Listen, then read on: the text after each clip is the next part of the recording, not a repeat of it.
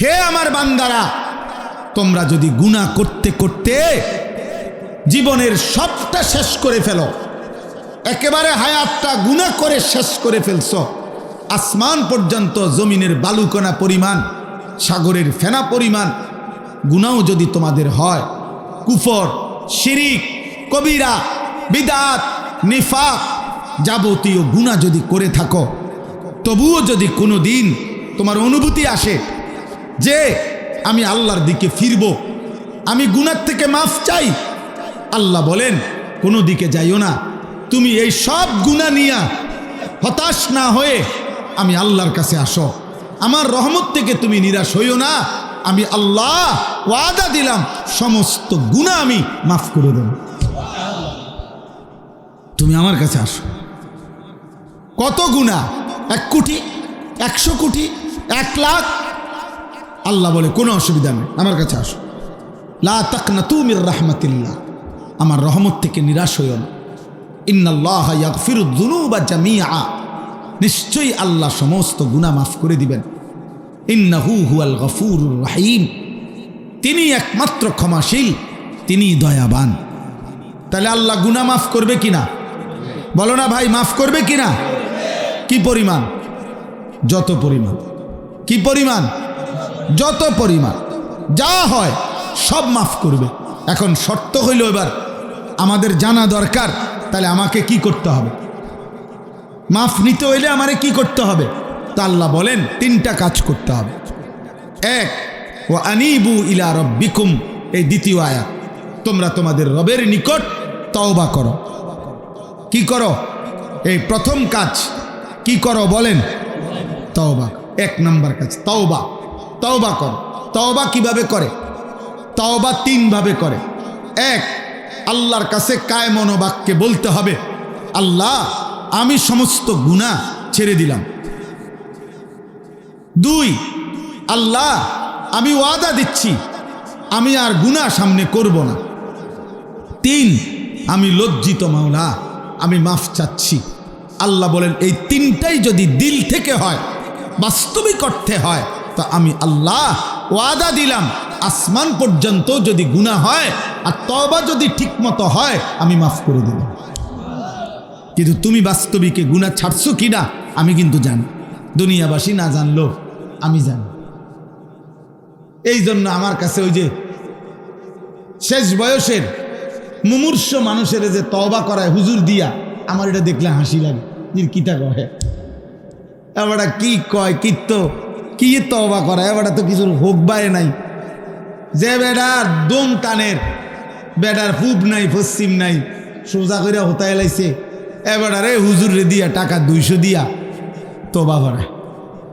ইমাম সাহেবের টাকা 200 দিয়া এই 60 বছর যে টানা বিড়ি খাইছে এটা মাফ করাইব। এরপরে 60 বছরের সুদ, কিস্তি, টেলিভিশনে যে নাচ গান দেখছে, কথায় কথায় যে গালি দিত, এত সিটারি বাটপারি, এই টাকা 200 দিয়া এই ইমাম সাহেবে এবারে তওবা পড়াইয়া বেহেস্ত দিব। আর ইমাম সাহেবের এই এত কম টাকা দিয়া কেমনে উনি তওবা করাইয়া বেহেস্ত দিবে এবারে আমার বুঝে পারবে না। না, আমি এটি বুঝে কুলাইলাম না। আল্লাহ তাআলা কোরআনের মধ্যে কোন জায়গায় গত 365 দিনে যে কোনো দিন ফজরের নামাজ পড়ো নাই, তুমি পৃথিবীর কোনো বিবেকবান বাদ দে বেটা, তোর মার সামনে দাঁড়ায় জিজ্ঞাসা করিস, মা গত 1 বছরে আমি কোনো দিন ফজরের নামাজ পড়ি নাই মা, তোমার কি মনে হয় মা আমি মানুষ না জানোয়ার? কুত্তা না নামাজ পড়ে না, শুকরে না নামাজ পড়ে না, ছাগলে না নামাজ পড়ে না, তুমি পড়বা না কেন? অতএব এই সমাজ সুন্দর করতে হইলে আল্লাহর কোরআন, রাসূলের সুন্নাহ, 5 ওয়াক্ত নামাজ, আল্লাহর কাছে গুনাহ মাফ চাওয়া ছাড়া আর কোনো উপায় নেই। ওয়া আসলিমু লাহ, এই দ্বিতীয় কথা হইল আল্লাহ বলেন 1 নম্বরে তওবা করো, 2 নম্বরে আমার আনুগত্য করো। আজকের থেকে তুমি আমার হুকুম মানো, সব বন্দিগি শুরু করো, সব গুনাহ ছেড়ে দাও, এখন থেকেই নামাজ পড়ো, এখন থেকেই বন্দিগি করো। এই জন্য আমি একটা ছেলেকে বললাম, আমি ভোটের প্রার্থী না, আমার কোনো নির্বাচনী গণসংযোগ নাই, আমার কোনো ভোট প্রার্থনা নাই, আমি কোনো দলের মার্কা বুঝি না। আমি একটা ছেলেও এই গভীর রাতে আমি বললাম, তুমি আল্লাহর দিকে চেয়ে আগামী দিনে ইনশাআল্লাহ, আমি আনিসুর রহমান ওয়াদা দিলাম, আল্লাহ চাহে তো ইনশাআল্লাহ তুমি ফজরের সেজদা দাও, তুমি 5 ওয়াক্ত নামাজ পড়ো, তুমি গুনাহ থেকে তওবা করো, নারী ছবি অশ্লীল দৃশ্য দেখো না, ইনশাআল্লাহ তোমার হাতে মাহাদির পতাকা উড়বে, ইনশাআল্লাহ কালেমার পতাকা উড়বে। এই যে আজকে যে ছেলেরা এই ফজর ক্যাম্পেইনের সদস্য, ইনশাআল্লাহ আমি বললাম যুবক, এই ফজর কোনো দুনিয়াবি আশায় না, কোনো পুরস্কারের ঘোষণা নাই, আমি এটাতে রাজি না। 40 দিন নামাজ পড়লে সাইকেল দেব, 40 দিন নামাজ পড়লে বদনা দেব, 40 দিন নামাজ পড়লে আপনারে বালতি দেব না, কিছুই দেব না। 40 দিন সেজদা দিলে তোরে আল্লাহর জান্নাত পৌঁছায় দেব ইনশাআল্লাহ। বেটা আখিরাত মিলবে বেটা, সাইকেলে হাঁপবেন না, কোনো কিছু না, কোনো ঘোষণা দিবেন না, কোনো ঘোষণা নাই, আল্লাহর জন্য পড়বা। আগামী দিনে ইনশাআল্লাহ ফজরের মুসল্লি যারা, আমাদের দৃঢ় বিশ্বাস নবীর হাদিসের দ্বারা এটা বুঝায়। আমি প্রতিদিনের জন্য বলি, সারা বাংলাদেশে আলহামদুলিল্লাহ এই ফজর ক্যাম্পেইনের কাজ আমাদের হচ্ছে। এই যে এখানে এসেও দেখলাম, মাশাআল্লাহ, আল্লাহ এই ছেলেদেরকে আগামী দিনের জন্য কবুল করে নেন, তোমাদের হাতে ইসলামের পতাকা উঠবে ইনশাআল্লাহ, ইনশাআল্লাহ, ইনশাআল্লাহ। বাংলাদেশের একটি উপজেলায় আমাদের ফজর ক্যাম্পেইনের ছেলে এই মুহূর্তে 4,500, এক উপজেলায় 250, 1100, 2200, 870 জন, এরকম অনেক জায়গা আছে আলহামদুলিল্লাহ, যারা আমাদেরকে মহব্বত করে, এই ফজরের মুসল্লি বৃদ্ধির চেষ্টা করে। ফজরের মুসল্লি যারা মাহাদির সৈনিক, তারা ফজরের মুসল্লি যারা দাজ্জালের বিরুদ্ধে লড়বে, তারা ফজরের মুসল্লি যারা বিশ্বময় কালেমার পতাকা উড়াবে, তারা মাশাআল্লাহ, আল্লাহ কবুল করেন। অপদার্থ বাকি যেগুলো নাফরমান, নারী দেখ, তোরা অনুমতি দিলাম, ছবি দেখ, উলঙ্গ দেখ, নর্তকী দেখ, জিনার ব্যভিচারের দৃশ্য দেখ, চুলের ফ্যাশন করতে করতে, নারীর ছবি দেখতে দেখতে, নর্তকী দেখতে দেখতে চোখ বন্ধ হবে, কবরে যাবি, ফেরেশতা একটা লাথি দিয়া তোরে জাহান্নামে ফেলে দিবে। মনে রাখিস আমার নাম, আমার নাম মনে রাখিস। আমি বললাম সেদিন ফেরেশতা দেখবি এক লাথি দিয়া জাহান্নামে ছুঁড়ে মারবে। দেখো, যত নারী দেখছো, মূলত এত নারী তোমার দরকার নাই, তুমি হুদাই দেখছো। এক পুরুষের এত বেড়ি লাগে না, এক পুরুষের একজন স্ত্রী হলেই যথেষ্ট। এক তৃষ্ণার মুহূর্তে এক গ্লাস পানি হলেই চলে, ক্ষুধার মুহূর্তে অল্প কয়টা ভাত হইলেই চলে। এই পৃথিবীর সব ভাত আমার দরকার নেই, এই পৃথিবীর সব পানি আমার দরকার নেই। কাজে এই পৃথিবীর সব নারী দিয়ে আমি করবো কি? আমার বৈধ চাহিদা পূরণের জন্য হালাল পবিত্র স্ত্রী একজন হলেই তো চলে। আর সেটা তো আল্লাহ ওয়াদা দিছেন, আমি পুরুষ মাত্রই তার জন্য তার শরীরের অংশ থেকে তার স্ত্রী সৃষ্টি করেছি, আমি পৌঁছাবো। তো যেটা আল্লাহ বলছে আমি পৌঁছাবো, আমি এটা অবিশ্বাস করব কেন? অবিশ্বাস করব কেন? এই জন্য রাত গভীরে বললাম, 2 কথা হলো, আল্লাহ বলছে তওবা করো, 2 ও আসলিমু লাহু, আমার আনুগত্য করো।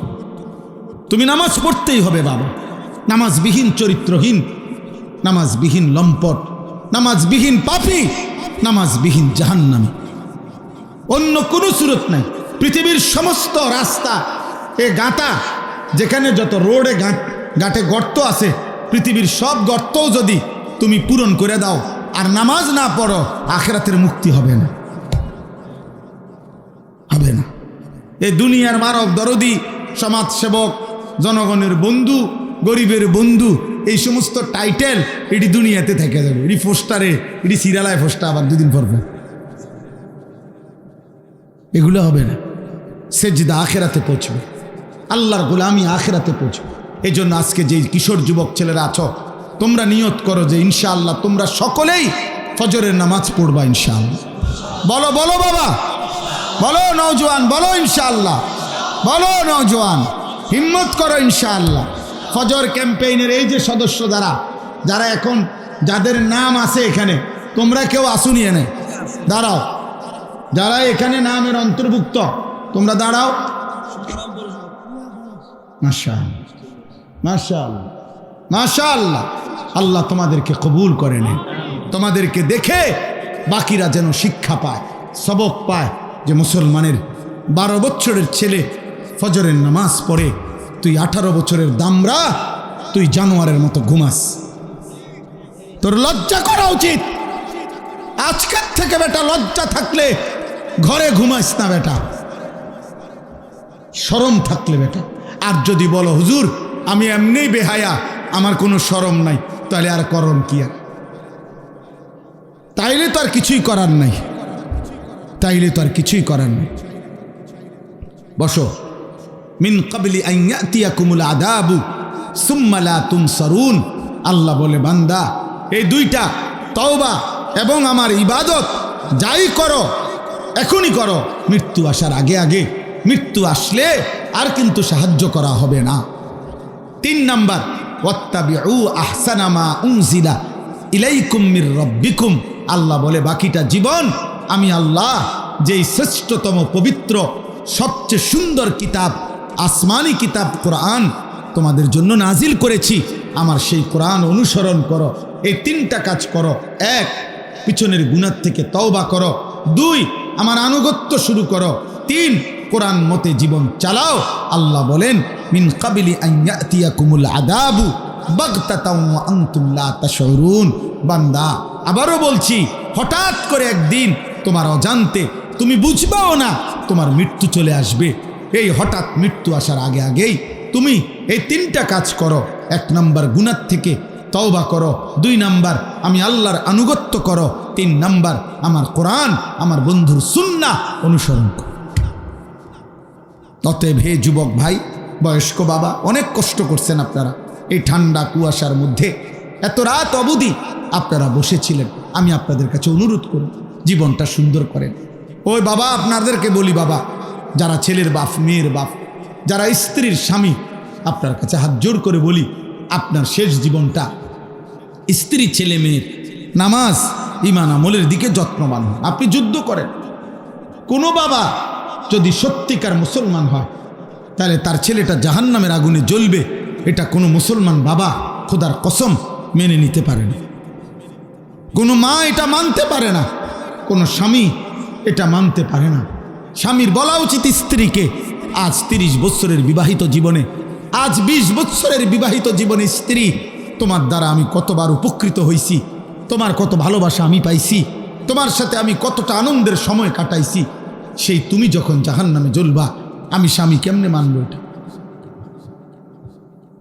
আমি কেমনে মানব? ওই বাবার বলা উচিত যে বাপ তুই জানোস না আব্বা, ছোটবেলায় আমি তোরে কত আদর দিছি, চুমা দিছি, কতবার বুকে জড়ায় ধরছি, এমন আদরের সন্তান আমার, তুমি জাহান্নামে পুরলে আমি কেমনে মানব?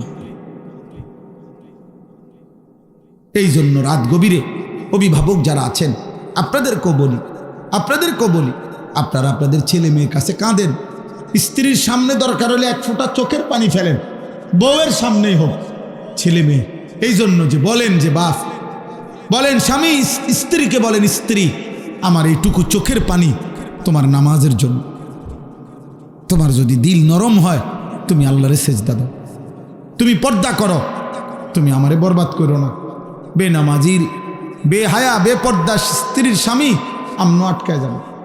বেনামাজি ছেলে মেয়ের বাপ খোদার কসম রে আব্বা আমনো আটকায় যাবে, আমনো আটকায় যাবে। আল্লাহ আমাদেরকে হেফাজত করেন। জীবনটা সুন্নাত মোতাবেক, একটা নবীর সুন্নাত অনুসরণ করে। আমরা 1000 বছর বলি, 100 বছরও যদি আমরা আরো বলি, আমাদের কওমি মাদ্রাসা যে যা বলুক এই সমাজের, আমাদের বক্তব্য একটাই, আমরা কওমি মাদ্রাসার ওলামায়ে কেরাম আজীবন আমরা এটা বলছি, আমাদের নবীর ভালোবাসা আমাদের কাছে সুন্নতের অনুসরণের মাধ্যম। এবার বিনিময়ে যে যত গাইল্লাক হেতে দরকার হলে মাইক দিয়া গাইল্লাক, তো লোক হাওলাত লইয়া মানুষ ভাড়া কইরা গাইলাক, কোনো অসুবিধা নাই, কোনো অসুবিধা নাই। কিন্তু আমরা বলি আমরা এটাই বলি। আমি আপনাদের কাছে এই কিতাবটা বললাম আমার সাদা গাড়িতে আছে, এই সুন্নাতের কিতাব। আমাদের নবী সাল্লাল্লাহু আলাইহি সাল্লামের জীবনের যত সুন্নত, একেবারে 23 বছরের ছোট বড় নবীজির জীবনের যত সুন্নত, কখন নবী কি করছে তার বিস্তারিত বর্ণনা পুরা হায়াতের এই কিতাবে আছে। প্রায় 600 পৃষ্ঠা ব্যাপী বাংলা ভাষায় নবীজির সুন্নতের উপরে এর চাইতে বড় সুন্দর প্রামাণ্য কিতাব আর নাই। অধ্যক্ষ মিজানুর রহমান চৌধুরী আমাদের বাংলাদেশের একজন শ্রেষ্ঠ বুজুর্গ, বহুত বড় আল্লাহওয়ালা হজরত এই কিতাব ওলামাদের পরামর্শক্রমে সমন্বয়ে লিখছেন। আমি এটা বিক্রি করি হজরতের কাছ থেকে আইনা 400 টাকা মূল্যে, এই উদ্দেশ্যে যে উম্মতের ঘরে ঘরে সুন্নাতের একটা বই পৌঁছুক। আপনারা চেষ্টা করবেন যাওয়ার সময় যার সুযোগ হয় আমাদের গাড়ির থেকে, সাদা গাড়ি থেকে এটা কিনবেন। আর সর্বশেষ কথা হলো, আমার একটা কাগজ আপনাদের কাছে আমরা দেব এখন। এই কাগজটাও আপনারা শুধু নিবেন। একটা ছোট্ট আবেদন, 1 মিনিট আবেদনটা হলো, আমি একটা বড় জায়গা কিনছি কুমিল্লা ক্যান্টনমেন্ট ময়নামতি। এই জায়গাটা 118 শতক জায়গা, প্রায় 2.5 কোটি টাকার উপরে জায়গাটার দাম। উদ্দেশ্য কি? উদ্দেশ্য হইল আমার একটা মাদ্রাসা তো আছে, বাচ্চারা পড়াই, 500-র মতো ছাত্র আমাদের মাদ্রাসায় এখন পড়ালেখা করে। আলহামদুলিল্লাহ 34 জন শিক্ষক কর্মচারী আছে। আমি ভিন্ন আরেকটা পূর্ণাঙ্গ মাদ্রাসা করতে চাচ্ছি। এখন এক রোমে ছোট্ট পরিসরে চালু করছি, এটা বড় মাদ্রাসা করতে চাই এই আশায় যে সারা বাংলাদেশের স্কুল কলেজ ইউনিভার্সিটির ছাত্র, কিশোর, যুবক এবং অন্য বয়সীরাও যার যখন সময় হয়, বছরের যেই কোনো দিন যেটুকু সময় নিয়ে কোনো মুসলমান আসবে আমাদের ওই মাদ্রাসায় দিন শিখবে। 2 ঘন্টা হোক, 20 ঘন্টা হোক, 1 দিন হোক, 10 দিন হোক, যে যদ্দূর পারে শিখবে, দিন শিখবে। অজু, নামাজ, সূরা, কেরাত, দোয়া, কালাম, রুকু, সেজদা। আমার একটা স্লোগান এটা, যে আসবে যখন দিন শিখবে তখন, যার সময় যতক্ষণ দিন শিখবে ততক্ষণ। এই আশায় আমি একটা বড় মাদ্রাসা করতে চাচ্ছি। এই কাগজটা হলো এই আবেদন। ওই আমাদের এই জমিটার মধ্যে আপনাদের যদি কারো সুযোগ হয়, আমরা 2টা অপশন, 30 বছরের নিচে কোনো কিশোর যুবক চাইলে 1000 টাকা যদি আমাদের ওই জমিতে দেয়, আমরা তাকে আমাদের সদস্য বানাবো। আর বয়স্ক বা অন্য বয়সী কেউ 4200 টাকা একটা নামাজের মুসল্লা পরিমাণ জায়গার দাম যদি কেউ দেয়, আমরা ওনারে আমাদের আজীবন সদস্য বানাবো এবং আমাদের মাদ্রাসার প্রতিটা দোয়ায় উনি ইনশাআল্লাহ অন্তর্ভুক্ত থাকবেন, সাদকায়ে জারিয়ার সওয়াব পাবেন।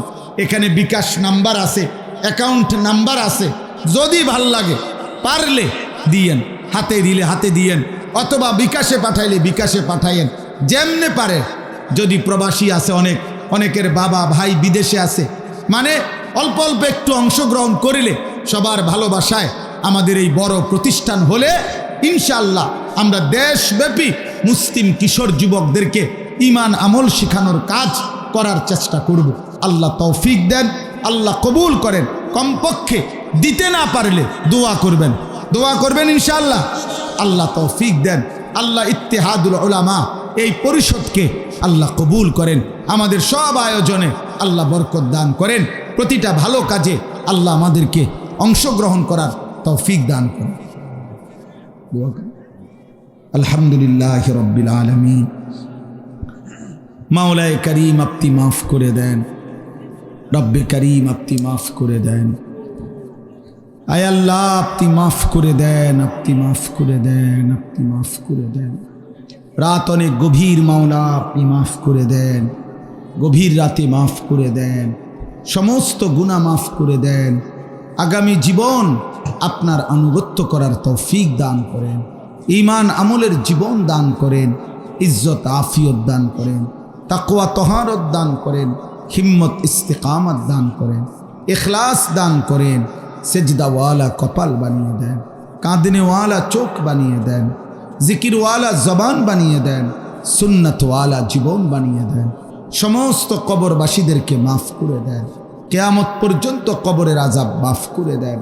কবরগুলোকে জান্নাতের টুকরা বানিয়ে দেন। অসুস্থ বিমারি যারা শিফা করে দেন। কামাই রুজিতে হালাল বরকত দান করেন।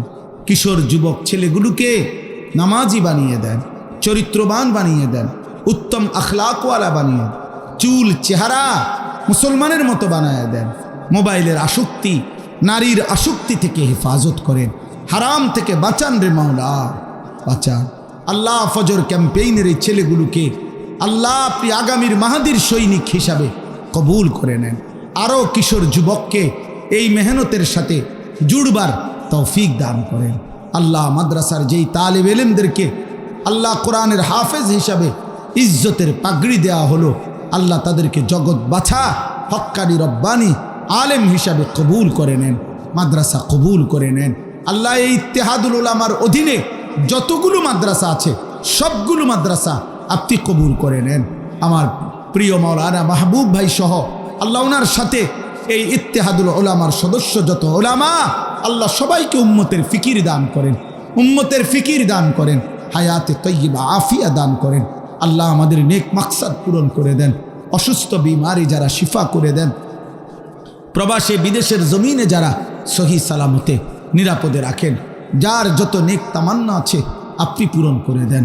আল্লাহ সাংসারিক পেরেশানি দূর করে দেন, অভাব দূর করে দেন। স্ত্রী ছেলে মেয়েদেরকে নামাজি বানিয়ে দেন, মা বোনদেরকে পর্দা পুশিদাওয়ালা বানিয়ে দেন। আল্লাহ মায়েদেরকে ফাতেমা রাবিয়া বসরিয়ার মতো বানিয়ে দেন।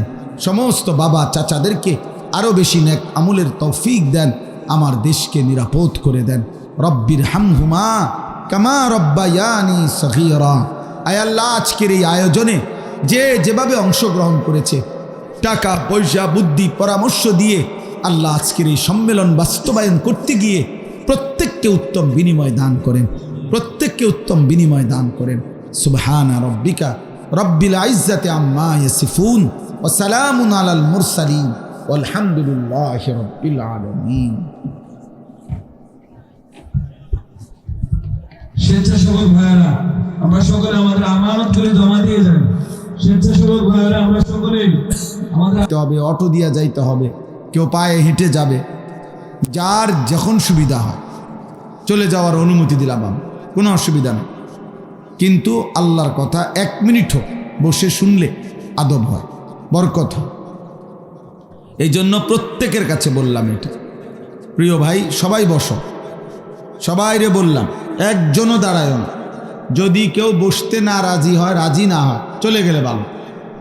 দয়া করে চলে গেলে, বাড়ি ঘরে গিয়া ঘুমায় গেলে ভালো হবে।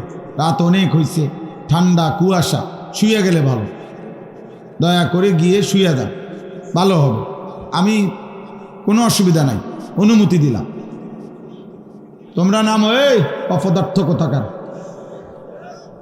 আহাম্মক, ওইখানে ওয়ালে উঠছো কেন? নিচে দেখো না তোমার বাপ চাচার বয়সী মানুষ বসা, এতটুকু আক্কল পতার নাই? ফাইজলামি সব জায়গায়, হ্যাঁ? এতটুকু বিবেক হলো না কেন বেটা?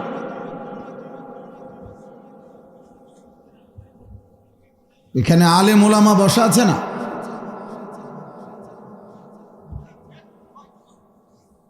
জি বাপ।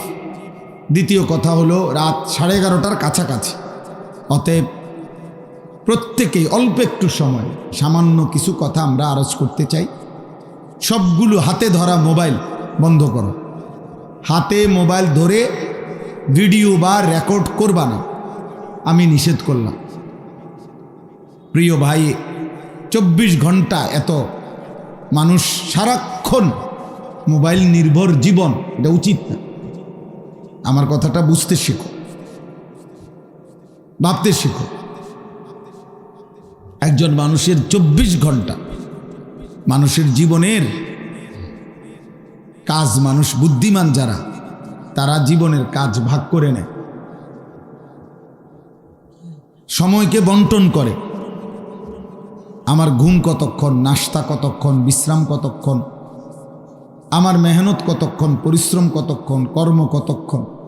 এই পৃথিবীর যেই কোনো বিচক্ষণ বিবেকবান মানুষ সময় যদি বন্টন না করে পৃথিবী চলবে না। সকাল 8টা থেকে 4টা সময় বন্টন করছে অফিস টাইম। এটা যদি ঠিক না রাখে যে যার যখন আসবেন তখন সময় অফিস করবেন, তাহলে পৃথিবী একদিনও চলবেন।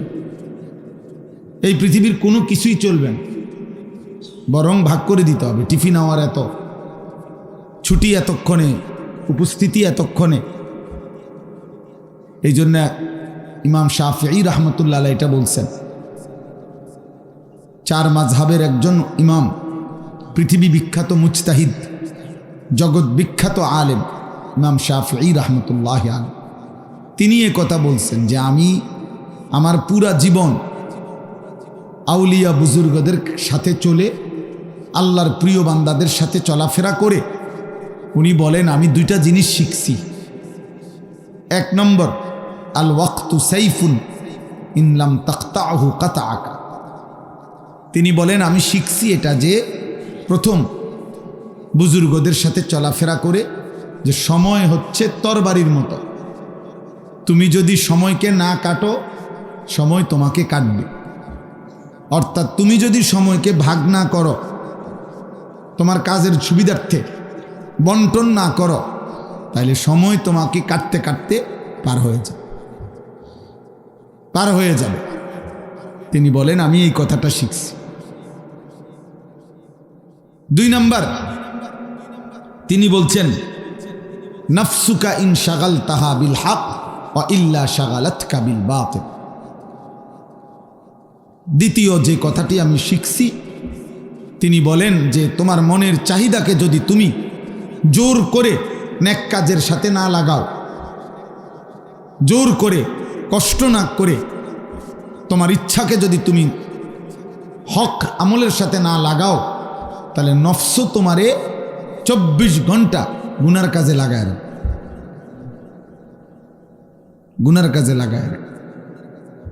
জোর করেই সিদ্ধান্ত নিতে হবে আমি ফজরের নামাজ পড়ব, জোর করেই সিদ্ধান্ত নিতে হবে আমি 5 ওয়াক্ত নামাজ পড়ব, জোর করেই সিদ্ধান্ত নিতে হবে আমি নারী দেখব না, জোর করেই সিদ্ধান্ত নিতে হবে আমি হারাম উপার্জন করব। এটা তিনি বলেন আমি এটা শিখছি। মানুষের অন্তরের মনের চাহিদাকে মানুষ যদি ছেড়ে দেয়, ধরে না রাখে, তাহলে কোনোদিনও সে তোমার নেক কাজের প্রতি উৎসাহিত করবে। এই জন্য বুজুর্গানে দ্বীন বলেন মানুষের অন্তরের চাহিদা ওই বাচ্চার মতো যে বাচ্চা দুধ পান করে, ওই বাচ্চার মতো। হ্যাঁ, এটা বুজুর্গদের কথা। অর্থাৎ বুজুর্গানে দ্বীন এটা ব্যাখ্যা দিছেন, যেই বাচ্চা মায়ের বুকে দুধ পান করে, তো 2 বৎসর পূর্ণ হওয়ার পর মারাই এই বাচ্চার দুধ ছাড়ায়। অর্থাৎ জোর করে বাচ্চা ভীষণ কাঁদে, বিরক্ত করে, যন্ত্রণা দেয়, কিন্তু মারা বিভিন্ন কৌশল করে 2 বছর পরে বাচ্চার দুধ ছাড়ায়, অর্থাৎ আর দুধ পান করতে দেয় না। তো অনেক কান্নাকাটি করে বাচ্চা, কিন্তু তাকে জোর করেই দুধ ছাড়াইতে হয়। তো লিখছে কিতাবে যে যদি কোনো বাচ্চাকে জোর করে দুধ না ছাড়ায় মহিলা, তার মা, তাইলে সে পরিণত বয়সেও দুধ পান করবে। অর্থাৎ সে নিজের থেকে মায়ের বুকের দুধ ছাড়তে চাইবেন। এবারে বয়স 3 বছর হোক আর 4 বছর, তার নিজস্ব যে না আমি আর বুকের দুধ পান করব না, নিজে নিজে এটা বুঝবেন, তাকে জোর করে দুধ ছাড়াইতে হয়। তো বুজুর্গানে দ্বীন বলেন তোমার মনের চাহিদাও ঠিক এরকম। তুমি যদি নিয়ন্ত্রণ না করো, তাইলে সে তোমাকে সারাক্ষণ গুনাই করাবে, সারাক্ষণ গুনাই করাবে। কোরআনুল কারীমের মধ্যে আছে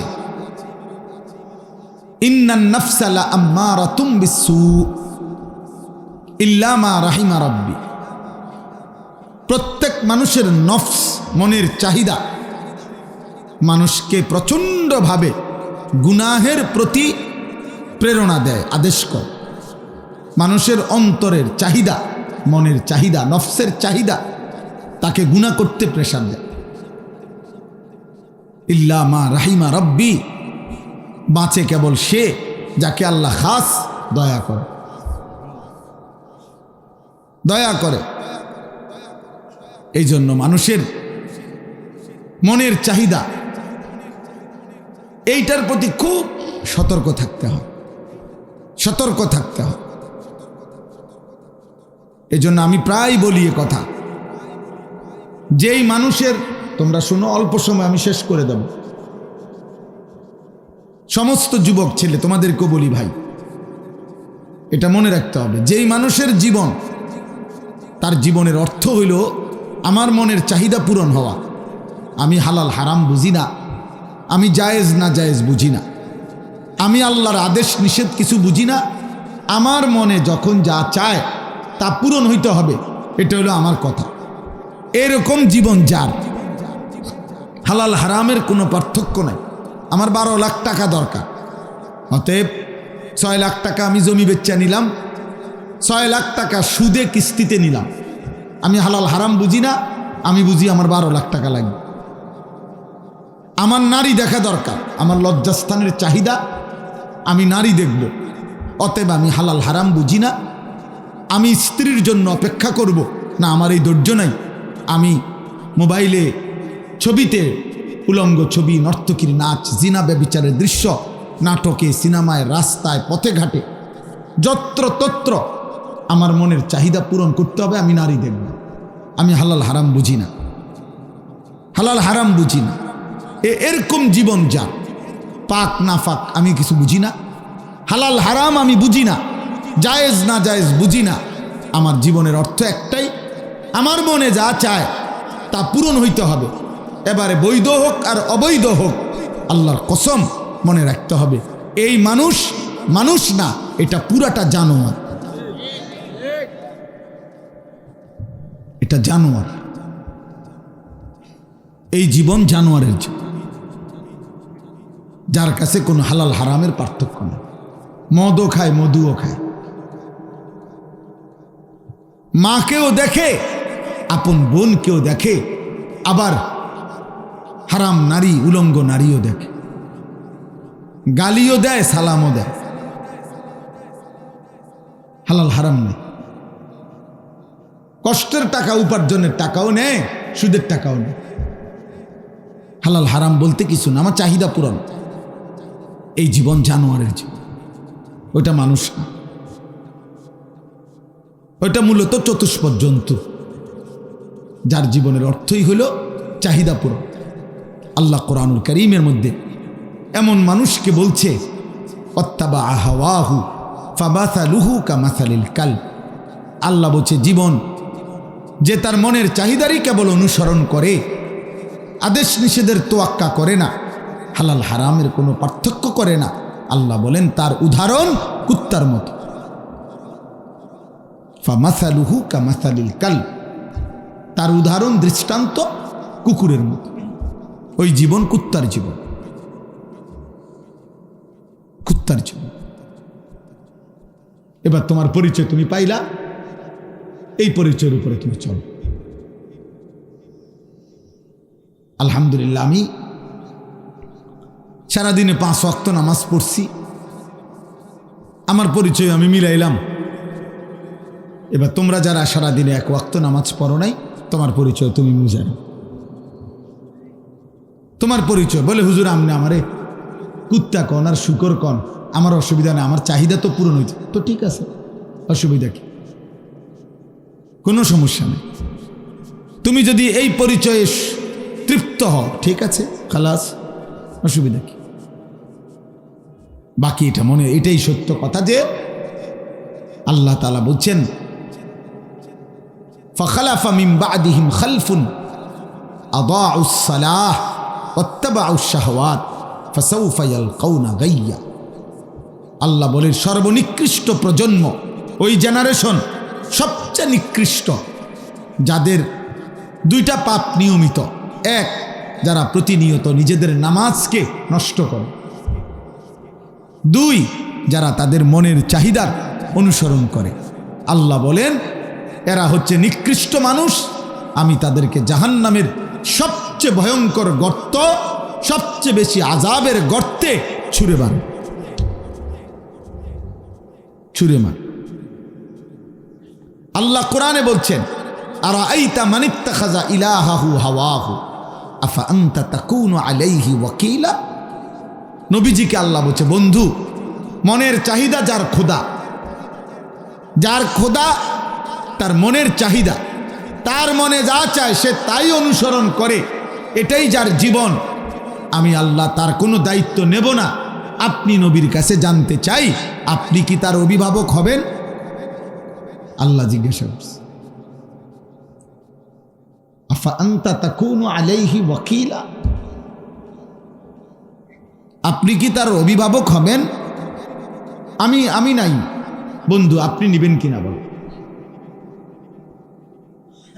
আম তাহসাবু আন্না আকসারাহুম লা ইয়াকিলুনা ওয়া লা ইয়াসমাউন। আল্লাহ তাআলা নবীকে বলছেন পরিষ্কার, আপনি ভাবতে পারেন এরা কিছু বুঝে না, এরা কিছু শুনে না।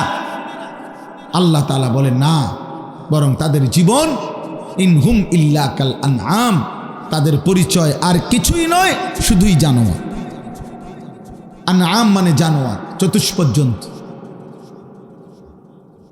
অতএব এই রাত গভীরে দোস্ত, তুমি সিদ্ধান্ত নাও, পরিচয় মিলায় আনো। তোমার নাম ঠিকানা তুমি আবার ঠিক করো। তুমি মানুষ না জানোয়ার, তুমি মানুষ না কুকুর। প্রয়োজনে কুকুরের সাথে পরামর্শ করো, কুকুরকে সাথে জিজ্ঞেস করো যে দোস্ত তোমার সাথে তো আমার মিল, চলো আর কি কি গুণ বাকি তোমার মধ্যে আছে যেটা আমার মধ্যে নাই, এটাও আমি অর্জন করার চেষ্টা করব, তুমি বলো। কারণ মানুষের সাথে আমার কোনো মিল নেই, আমি মুসলমানের সাথে আমার কোনো সম্পৃক্ততা নেই। আমার চুল, আমার চেহারা, আমার লিবাস, আমার পোশাক, আমার অপবিত্র জীবন, আমার নাপাক জীবন, আমার নাফাক শরীর, সেজদাবিহীন জীবন, এর সাথে ইসলাম এবং মুসলমানের কোনো সম্পর্ক। প্রিয় বাবা, মনে রাখ, বয়স্ক বাবা আপনারাও মনে রাখ, সুদখোর বাবা আপনার সাথে ইসলামের কোনো সম্পর্ক নেই। কিস্তিখোর বাবা আপনার সাথে ইসলামের কোনো সম্পর্ক নেই। বেপর্দা নারীকে বললেন, তোমার মতো বেশরম নারীর সাথে ইসলামের কোনো সম্পর্ক নেই। মা ফাতেমা তোমারে হাসরের ময়দানে দেখলে থুতু মারবে। মা আয়েশা তোমার মতো বেহায়া নারীরে হাসরের ময়দানে দেখলে থুতু মারবে। হযরতে বেলাল তোমাদের মতো অগণিত যুবক বেনামাজি তোরে দেখলে বেলাল থুতু মারবে, থুতু মারবে। হ্যাঁ, অতএব সমর্থন দিয়ে কিছু হবে না, শ্রোতা কম বেশি দিয়া কিছু না, এটা কোনো মাহফিলের সার্থকতা না। মানুষ কম হইছে বেশি হইছে, কম ছিল বেশি ছিল, এটা কোনো বিষয়। বিষয় হলো আমি আখিরাত বুঝলাম কেন, বিষয় হলো আমি আমার পরিচয় চিনলাম কেন, আমি আমাকে বুঝলাম কিনা। প্রত্যেকটা বাবা মা, নারী পুরুষ, জওয়ান বুড়া, আমাদের এটা বোঝা উচিত। হুজুর, পাবলিক, আলেম ওলামা, আমাদেরও এটা বোঝা উচিত। একই মাঠে আমাদেরকেও হিসাব দিতে হবে, আপনাদেরকেও হিসাব দিতে হবে।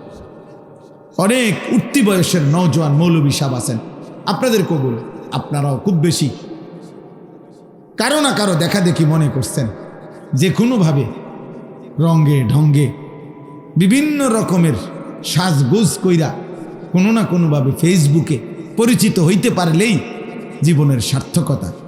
বরং মনে রাখেন, আপনাদেরকে শয়তান ধোঁকা দিছে। কোন হুজুরও যদি এটা বুঝেন, কোন কম বয়সী যুবক নওজোয়ান মৌলবী সাহেবও যদি মনে করেন কোট বদলাইয়া, রুমাল বদলাইয়া, জামা বদলাইয়া, বিভিন্ন আঙ্গিকে বিভিন্ন স্টাইলে একটার পর একটা ছবি পোস্ট করতেছি যাতে করে মানুষ চিনে, কোনো না কোনোভাবে পরিচিত হই, না কোনোভাবে আপনি যদি পাঞ্জাবি খুললে মাথার বাঁধেন তাইলেও আপনি পরিচিত হইতে পারবেন, সবাই জানতে পারবে যে ও হ্যাঁ একজন হুজুর ভাই রইছে পাঞ্জাবি মাথার বাঁধে। আপনি কথা বুঝছেন? এটার দ্বারাও আপনি পরিচিত হওয়া সম্ভব। আপনি লুঙ্গি খুললে মাথার বাঁধ দিলেও অল্প সময়ের ভিতরে ভাইরাল হইতে পারবেন, মানুষ জানা যাবে যে একজন নতুন হুজুর ভাই রইছে, উনি লুঙ্গি মাথার বাঁধে। কিন্তু গোটা পৃথিবীর পরিচিতি দিয়ে কি করবে? গোটা পৃথিবী তো ফেরাউনরাও চেনে, তো কি সে? গোটা পৃথিবী তো নমরুদের নামও জানে, গোটা পৃথিবী তো কারুনের নামও জানে, জানেন? হ্যাঁ, তো কি সে? ওর কি হয়েছে? আর এরকম লক্ষ আউলিয়া, লক্ষ সাহাবা, লক্ষ নবী রসুল যাদের নাম পৃথিবীর কেউ জানে না, তো তাদের কি অসুবিধা হয়েছে? ১৬ লক্ষ সাহাবী একসাথে বিদায় হজ্জের মাঠে নবীজির সামনে ছিল।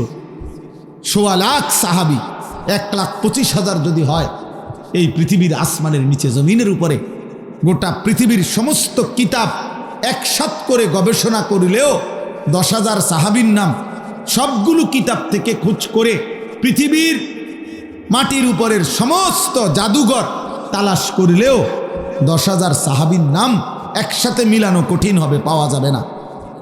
তাহলে ১৬ লাখ সাহাবীর নাম যে কেউ জানে না, তো কি? কোরআনুল কারীমের মধ্যে মাত্র ২৫ জন নবী এবং রসুলের নাম আছে, অথচ নবী রসুল কয়জন এটার স্বাভাবিক বর্ণনা তো দুইটা, ১,২৪,০০০ অথবা ২,২৪,০০০।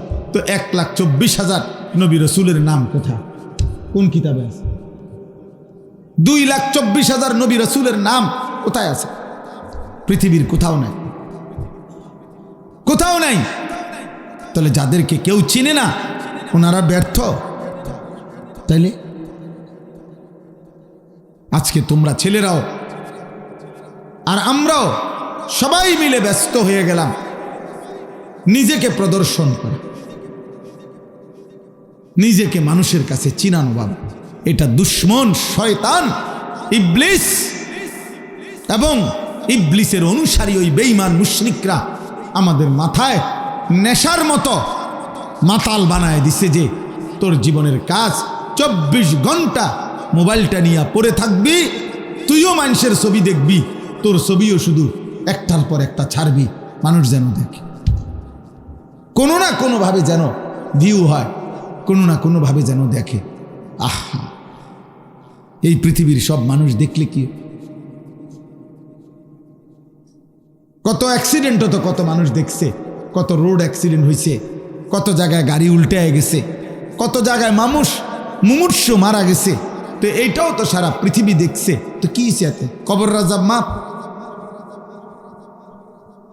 অতএব আমি আজকের এই রাত গভীরে এই ইত্তেহাদুল উলামা পরিষদ, এই মাহফিল আজকে ৪র্থতম মাহফিল। আল্লাহর দয়ায় প্রতিবারেই আমার আসার সুযোগ হয়েছে। ব্যক্তিগতভাবে এই মাহফিলে আমি, এইটা আমারই দেওয়া খুব সম্ভব ডেট, তো আমি এইবারই একটু সময়ের এলোমেলো হয়ে গেছে আমার, কিন্তু এরপরেও আমার কথা হইল উপযুক্ত ওলামায়ে কেরাম নসিহত করছে। আমি রাত গভীরে প্রিয় ছেলে তোমাদেরকে বলি, বাবা আপনাদেরকে বলি, আমাদের জীবনের এই যে অব্যাহত গুনাহ পাপ, খোদার কসম আমাদেরকে দুনিয়াও কষ্ট দিবে, আখেরাতেও কষ্ট দিবে। গুনাহ পৃথিবীতেও সুখ দেয় না, গুনাহ আখেরাতেও কবরেও সুখ দিবে। এই চুরি, ডাকাতি, জিনা, ব্যভিচার, এই মদ, জুয়া, সুদ, ঘুষ, কিস্তি, মা বোনদের বেপরদিগি। আহা, আমাদের এই ছেলে রাত 12টা বাজেও তার সেজদার কথা মনে নাই, কিন্তু মোবাইলের ছবি তুলতে ব্যস্ত। কি আফসোস জীবন আমাদের।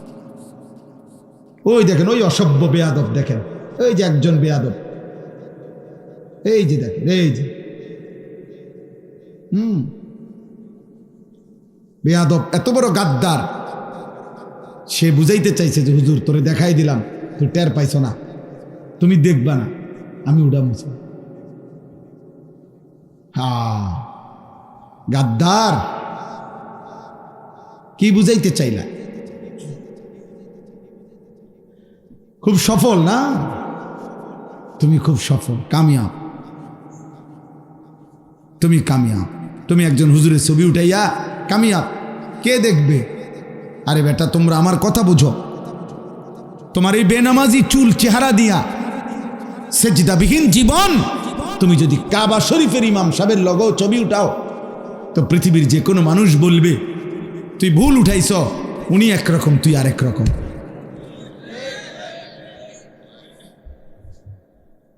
পৃথিবীর কোনো বোকা মানুষও বলবে না তুমি কাবা শরীফের ইমামের মতো, আবার কাবা শরীফের ইমামরাও বলবে না উনি তার মতো।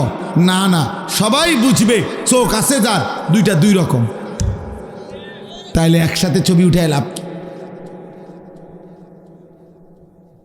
কি? লাভ আব্বা বলো? আল্লাহকে ভুলে কি পাইছো বলো? এই পর্যন্ত যে যতজন নারী দেখছো, অর্জন কি বলো বাবা? এই পর্যন্ত সুদখোর বাপ, এই সুদখোর মুসলমান, আপনার জীবনের অর্জন কি বলেন? সোফা বানাইছেন, সুদ ছাড়াও তো আমি সোফা বানাইছি। ফ্রিজ কিনছেন, সুদের টাকা ছাড়াও তো আমরা ফ্রিজ কিনছি। এরকম হাজারো কোটি মানুষ আছে। বিল্ডিং করছেন, বিল্ডিংও তো করছি, সুদ খাইতে হয় নাই, বাটপারি করতে হয় নাই, মিথ্যা বলতে হয় নাই, কারো সম্পদ লুণ্ঠন করতে হয়নি। আপনি আলগা কি বেশি করলেন বলে? একজন বেপর্দা নারী যত পুরুষকে দেখাইছে রাস্তায়, এই অসভ্য বেপর্দা নারীকে জিজ্ঞেস করেন যে সবগুলো ব্যাডর যদি তোর বাইতে ইয়ে, তুই কিতা করবি? বলে, যদি বলে না আমি চাই না, তো তাইলে তুমি না চাইলে দেখাইলা কেন? তোমার বেপর্দা শরীর দেখাইলা কেন? হ্যাঁ, ইনসাফ করেন বাবা, তোমরাও ইনসাফ করো। এত কম বয়সে মানুষের যখন যৌবন, তখন মানুষের ব্রেন পুরা সুস্থ থাকে, হাত পাও শরীরের অঙ্গ প্রত্যঙ্গ মজবুত থাকে। এই সময় যদি কেউ বিবেকহীন হয়, তো বুড়া বয়সে কি করবে? এখন তো সময় ভালো হওয়ার, এখন তো সময় পরিশ্রম করার, পরিশ্রম করার। এই জন্য আমি রাত গভীরে বললাম, আমাদের জিন্দেগির গুনাহ আজকে আমাদের পেরেশানি বাড়াবে দুনিয়াতে। জহারাল ফাসাদু ফিল বাররি ওয়াল বাহর বিমা কাসাবাত আইদিন নাস। প্রতিদিন বাবা তোমরা মনে রাখো, আব্বা ছেলেরা, তোমাদের এই মোবাইল দিয়েই তোমরা দেখো খবর, এক এক দিনে বাংলাদেশের পরিস্থিতি কতটা অশান্ত। হত্যা, খুন, পরকীয়া, নারী নির্যাতন, স্বামীর অজান্তে মহিলার অসভ্যতা, মহিলার অজান্তে স্বামীর চরিত্রহীনতা, কি পরিমাণ চলতেছে একদিন, এক এক দিন।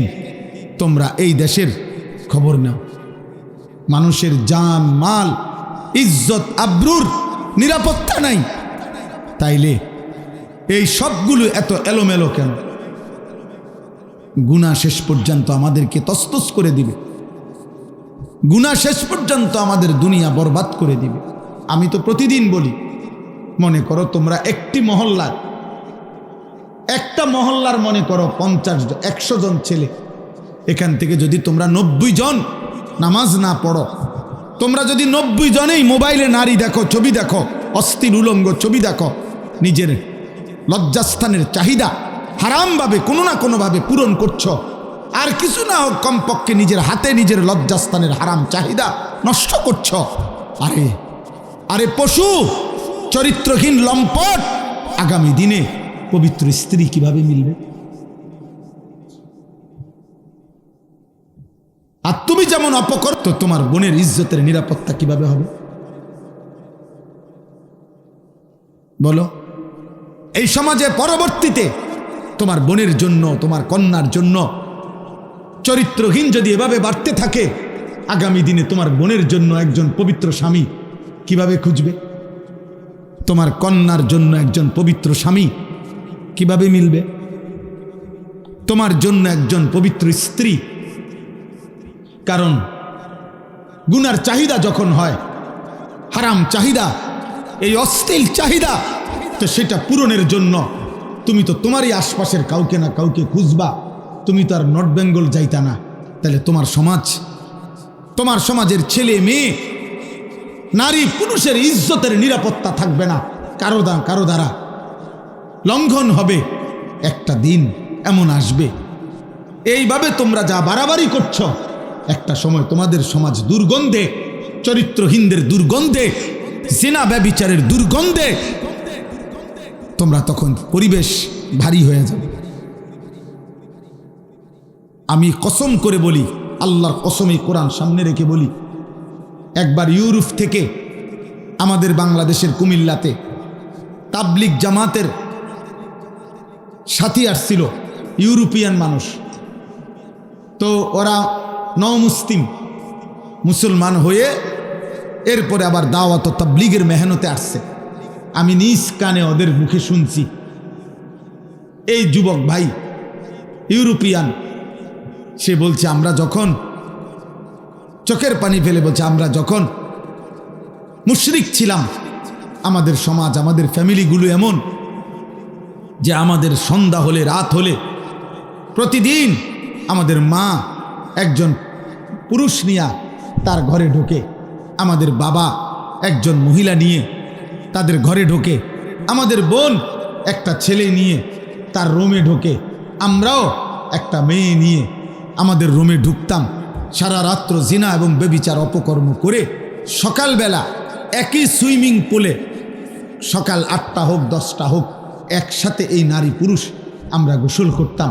আমরা বুঝতাম না ইজ্জত কি, আমরা বুঝতাম না সতীত্ব কি, আমরা বুঝতাম না সম্মান কি। আমি শুনছি এই যুগে আইসে, আমি তো আর 400 বছর আগের মানুষ না, আমি তো 1450 বছর আগের মানুষ না রে আব্বা। আমি নিজ কানে শুনছি। বলছি ইসলাম আমাদেরকে পরিবর্তন করে দিছে, দাওয়াত ও তাবলীগের মেহনত আমাদেরকে বুঝাইছে যে আমাদের এই পিছনের জিন্দেগি কি পরিমাণ নাফরমানি ছিল, আমরা তওবা করেছি। প্রিয় ভাই, প্রিয় বাবা, ধীরে ধীরে দুশ্মন তোমাদেরকে মোবাইল সহজলভ্য করে দিয়ে, তোমাদের বাবারা, তোমাদের মায়েরা, তোমাদের অভিভাবকরা তোমাদেরকে আর কিছুই বলে না। আজ সবাই হাল ছেড়ে দিছে, তোমাদেরকে বলে দিছে তোমরা নিজের মতো করে মোবাইল চালাও, রাত কাটাও, দিন কাটাও, পারলে চরিত্র রাইখো, নাই তো চরিত্র নষ্ট করে দাও। বাবার কোনো দায়িত্ব নাই। বাবার কথা হলো টাকা লাগলে আমারতে নিস, মার কথা হলো পেটে বুক লাগলে ঘরে এসে ভাত খাইয়ে যাইস। বাবা, আর কোনো কিছু তোদের সাথে আমার সম্পর্ক নাই। তোর চরিত্র তোর হাতে, তোর জীবন তোর হাতে। তোর বন্ধুদের সাথে থাইকা নারী দেখা, ছবি দেখা, উলঙ্গ দৃশ্য দেখা, মদের আড্ডায়, জুয়ার আড্ডায় নষ্ট হয়ে যায়। যতবারই খিদা লাগে ঘরে আইয়া ভাত খাইয়ে যাস, যতবারই টাকা লাগে বাপের থেকে টাকা নিস, তোর চরিত্র তুই নষ্ট করে দিস। নাহলে আপনি কল্পনা করেন, একটা বাচ্চার বয়স মাত্র 10-12 বছর, ওর চুলও মুশরিকের মতো, তো তার বাপ কোথায়? তার মা কি একবারও জিজ্ঞাসা করবে না যে কি রে আব্বা, তুই আমার ফুত, চুল রাখলি দে বেঈমানের মতো? একটা মা কি এটা চিৎকার করার কথা না যে আমার সন্তান মুসলমান, তুমি যে বাবা এক ওয়াক্ত নামাজ পড়ো না, একদিনও না, কোনো দিনও না। হায় হায়, এটা কি ধরনের জানোয়ার ঘুমায়? এই জানোয়ারের লেগে মা দরজা খুলে কেন? যে এই জানোয়ার সারাদিনে এক ওয়াক্ত নামাজ পড়ে নাই, অথচ মুসলমান, একটা সেজদা দেয় নাই। এটা মুসলমানের ঘরে ঘুমায় কেমনে? এটা তো গরু ছাগলের সাথে ঘুমানো উচিত ছিল।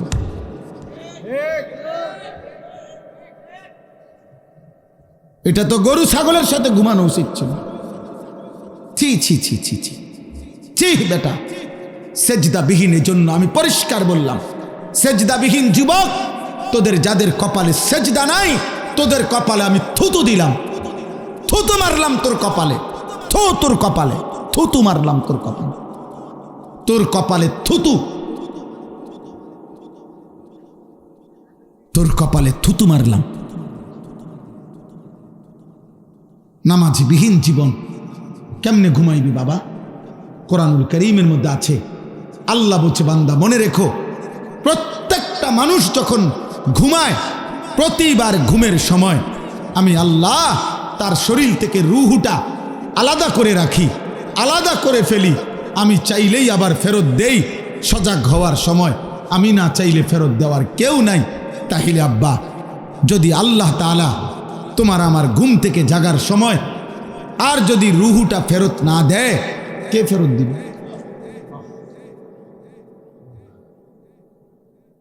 আল্লাহু ইয়াতাওয়াফাল আনফুসা হিনা মাউতিহা ওয়াল্লাতী লাম তামুত ফী মানামিহা ফায়ুমসিকুল্লাতী কাদা আলাইহাল মাউতু ওয়া ইউরসিলুল উখরা ইলা আজালিন মুসাম্মা। আল্লাহ বলেন, মালাকুল মউত আজরাইল যখন জান কবজ করে, তখন আমি চূড়ান্ত রূহটা দেহ থেকে আলাদা করি। আর প্রতিবার বান্দা যখন ঘুমায়, তখনও আমি আল্লাহ রূহটাকে আলাদা করি। আল্লাহ বলেন, আমি যদি মৃত্যুর ফায়সালা রাখি, তাইলে রূহু আর ফেরত দেই না, আমার কাছে রেখে দেই। আর যদি মৃত্যুর ফায়সালা না হয়, আমি আল্লাহ নির্দিষ্ট সময়ের জন্য রূহটা আবার ফেরত দেই। এই জন্য শরীয়তের বিধান হইল, যে কোনো ঘুমন্ত ব্যক্তিকে জোরে চিল্লাইয়া জাগাইতে নাই। ঘুমন্ত মানুষকে চিৎকার দিয়া, লাথি দিয়া, ধাক্কা দিয়া, জোরে এই বেটা ওঠস টাকা, এত জোরে চিৎকার করে তোলা নিষেধ। কারণ ঘুমন্ত ব্যক্তির রূহু তার দেহে থাকে না। যদি চিৎকারের কারণে লাফ দিয়া হঠাৎ ওঠে, তাহলে হয়তো রূহু ফিরবে না, ও মারা যাবে। এজন্য সুন্নাত তরিকা হলো তাকে আস্তে আস্তে তোলা, ধীরে ধীরে উঠানো। এই জন্য ভাই বলো, বাবা এখন তো তোমরা আমরা সবাই যার যেতটুকুই গন্তব্য, ঘুমে যাইয়া ঘুমাইবা, তো এই ঘুম যদি আর না ভাঙ্গে, এত গুনাহ নিয়ে তুমি কবরে যাইবা কি?